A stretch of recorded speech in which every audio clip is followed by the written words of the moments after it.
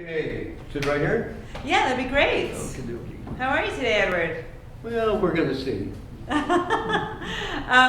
What's your last name, Edward? Dennis. And can you spell that for us? Dennis. Awesome. Thank you very much. So, Edward, what brings you in today? What did what? What brings you in here today? To audition for this great role in the next episode of Star Wars. Well, excellent. I'm so glad that we're able to capture this for you. Mm. So, how far away did you come from? Where are you living around here? Midway Airport. I heard somebody else in here is from Midway. Yeah, you guys should carpool maybe. Yeah. So how long have you lived down there? Since 95. 95. And you must love it if you've been there for that long. It was kind of a strange transition for me because I normally were living on the the lakefront area or whatever, and my wife wanted to be closer to her parents because she was taking care of them because they were ill all the time, and we didn't get much to see each other sometimes because she was always be on the south side where she grew up. So when we first moved out there and we bought this house, it was really strange because I was in some like friendly neighborhood community or something, and I'm not. So I get up in the morning and they're cutting my grass and they're doing all kinds of really nice things, and then after a while I didn't get along too well with my neighbors because when I moved out there I had all these junks, cars and stuff. Because I never really believed in investing, in a good, in an expensive vehicle, just a functional vehicle. So I would have an old junk van out in front and a junk car that was in a fire once and everything. And so they didn't like me very much at first. So the goodwill only lasted for a short time. Well, I kind of won them over a little bit because I had this DJ business and karaoke business.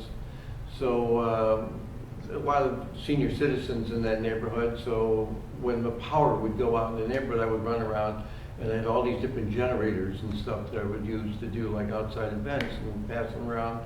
So they became friends of mine eventually, So you won them over. All right. Well, that's wonderful. So they found out I was a good guy, because they were at first they said, some hillbilly moved in the neighborhood. So do you still have those cars on blocks in your yard? Or? No, I kind of gave in, and I said, well, I remember how I got rid of my van. It was actually in a fire. When you sit there, the springs you were sitting on springs, and the front dashboard was molded from the fire, and there was rust all over the place. So they put a ticket on, a tow ticket to get rid of the thing. So I figured, okay, I'm going to fix them. So I took the hinge pins off the doors, and I unbolted all the lug nuts from the tires. I took the battery out and everything else. So when the guy came from the city to tow it away, he'd open up a door and it would fall down. Geez, I shouldn't be telling this story, should I? He'd put it on the hook, and when he would go around the block, all the tires would fall off.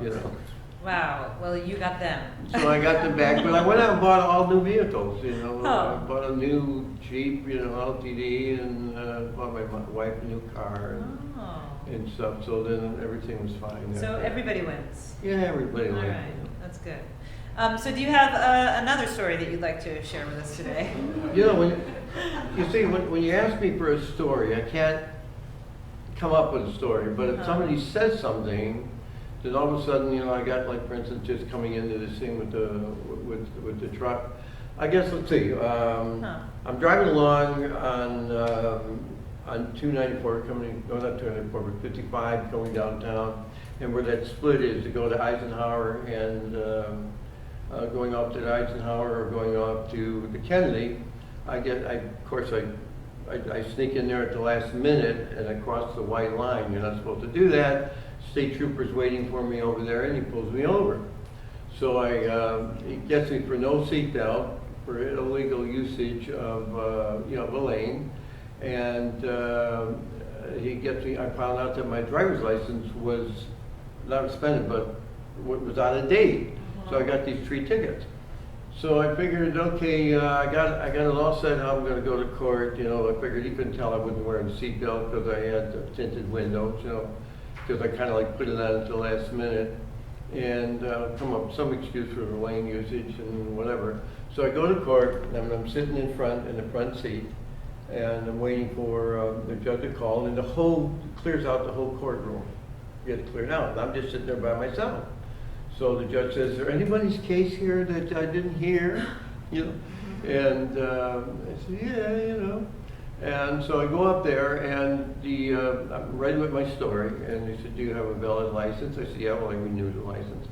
And the state's attorney says, "Well, the state has elected not to pursue these cases." And I'm wondering, what went on here, you know? They just let me go.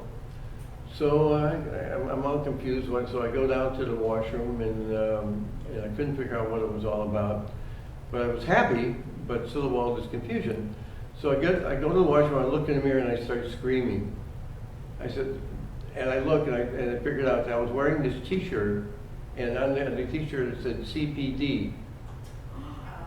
On the T-shirt, you know, just the letter CPD. So because I was sitting in front where the police sit, they thought I was a police officer. So then one police officer arguing with another one, okay, so let me go. So fast forward it, you know, several months, I get another ticket, and I figured, you know, I forgot what the ticket was for, but I lost the court date, and I forgot about it, and I figured I'm going to do that again.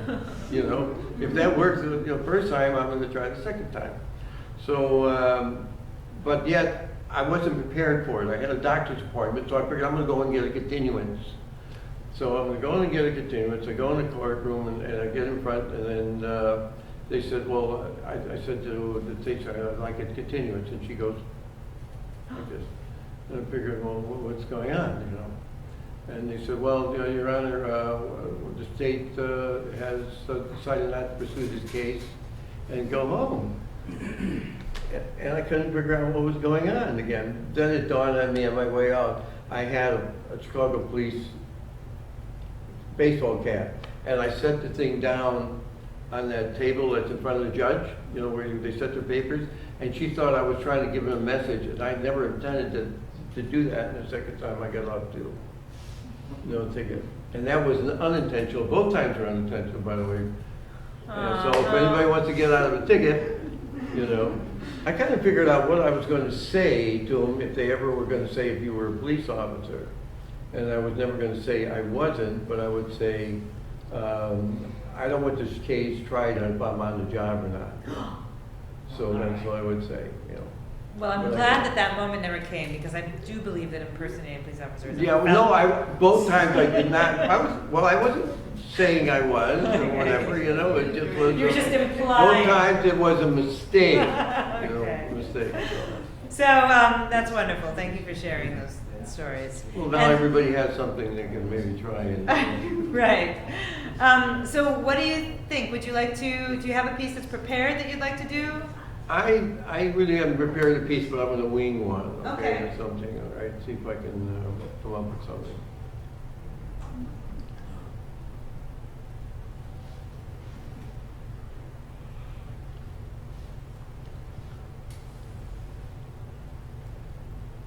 You know, years ago, when I went to court with Joanna, you know, that was really a mess. You know, Joanna got on that court stand, and she said, and she talked about like how unhappy she was, you know, before when we were married, and I guess most of the things she said was probably true. You know, there was a lot of things I didn't understand. I mean, there's a lot of things that I would do differently if we could, just like, well, I guess there was a lot of things Joanna wishes that she could change, but we both knew at that time that we couldn't. Some things, once they were done, can't be undone. You know, the judge went ahead and said, well, anyway, I said that I love Billy, and then Joanna said that she did. But What the judge said, that didn't matter. What mattered was best for Billy. At least that's what I thought he was going to decide.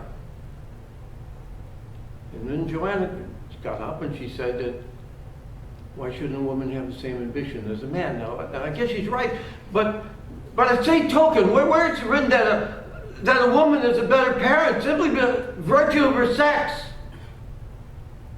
You know, it took a lot of time to figure out what it was that makes a good parent. There are things like the constancy, patience, and love. But where the hell does it say that that a woman has more of these virtues than a man? Now, Billy had a home with me. You know, I'm not a perfect parent. I always didn't have enough patience. Wasn't really a perfect parent, and sometimes I would forget that I was just a kid.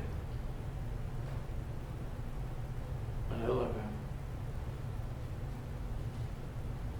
more than anything in this world.